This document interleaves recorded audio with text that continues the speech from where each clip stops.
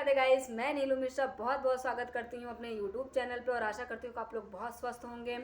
ये मेरी बहन है रागनी तिवारी और आप सब हमारा सपोर्ट कीजिए।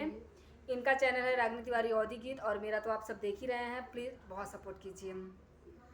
बायल बिया मोरे फूटल करमवा सुनला मोरे पापा हो, अरे सुनला मम्मी पापा हो। एक त मिलल पातर बलमुआ दूसरे बड़ा निकम्मा हो। एक त मिलल पातर बलमुआ दूसरे बड़ा निकम्मा हो।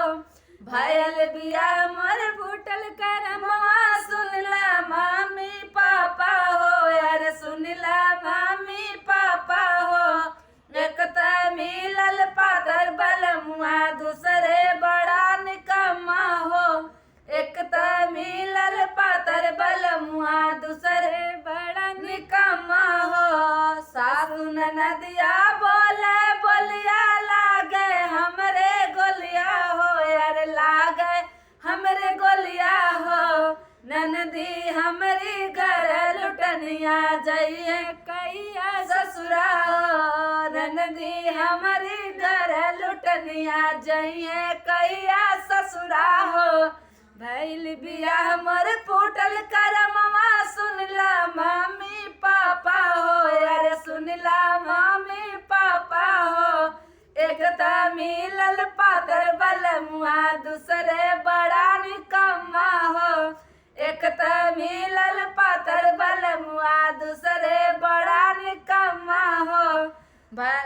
जटनी के बतिया सुना बलमुआ देवरनिया करे मजकिया हो। देवरनिया करे मजकिया हो। रे हमरे वरिया जा आवे बलमुआ सोवेला दुपहरिया हो।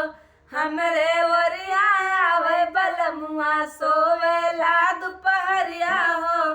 भयल बिया मोर फूटल करमवा सुनला मम्मी पापा हो, यार सुनला मम्मी पापा हो। एक त मिलल पातर बलमुआ दूसरे बड़ा निकम्मा हो। एक त मिलल पातर बलमुआ दूसरे बड़ा निकम्मा हो।